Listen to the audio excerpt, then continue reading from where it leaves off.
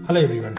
आज मैं आपको बताऊंगा कि डाटा रिमूव कैसे करते हैं। जैसे डुप्लीकेट डाटा होता है उसको कैसे रिमूव करेंगे। अगर एक एक चेक करोगे आप यहाँ पे फिल्टर लगाओगे, अगर जैसे आपने फिल्टर लगाया तो आपको यहाँ पे से नहीं शो करेगा, ठीक है। तो वो डाटा वैसे ही नेम बाय नेम दिखता रहेगा। अगर फिल्टर से नहीं अगर हट रहा है तो अगर आपको डाटा रिमूव करना है कि डुप्लीकेट कौन सा डाटा है और कौन सा है नहीं है, तो आप चाहते हो कि जो डुप्लीकेट है वो हट जाए, तो उसके लिए क्या करना है, आपको कंट्रोल ए कर देना है। कंट्रोल ए करोगे तो फिर आप यहाँ पे जैसे ये है डाटा टैब में जाओगे। आप जैसे ही आप डाटा टैब में आओगे और डाटा टैब में आके यहाँ पे देखोगे कि ये रिमूव, ठीक है, ये लिखा हुआ है रिमूव डुप्लीकेट्स, ठीक है।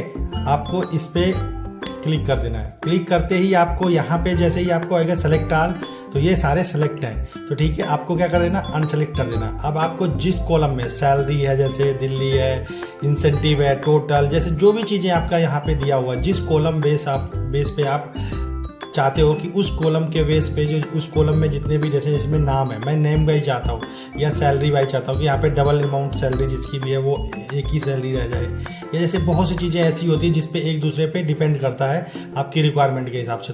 तो जो आपकी रिक्वायरमेंट है आप उसके बेस पे इसको डुप्लीकेट जो होता है ना उसको हटा सकते हो, जिसे बोलते हैं रिमूव कर सकते हो, ठीक हो। मैंने यहाँ पे क्या कर दिया, अनसेलेक्ट कर दिया।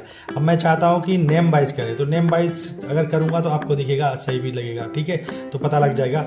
तो मैं जैसे ही आपने मैंने कहा कि नेम बाई कर दे, तो वो नेम बाई क्या करेगा, सारा सेलेक्ट करेगा और चेक करेगा। तो ये बता रहा है कि 6 duplicate value found and remove, ठीक है। अब 10 यूनिक बचे हुए हैं, ठीक है। तो 16 थे तो उसमें से 6 उसने हटा दिए जो डुप्लीकेट थे, ठीक है। ये देखो, ये डुप्लीकेट उसने हटा दिए। अगर आपको मेरी ये जानकारी अच्छी लगी तो प्लीज मेरे चैनल को लाइक एंड सब्सक्राइब जरूर करें। Thank you for watching this video.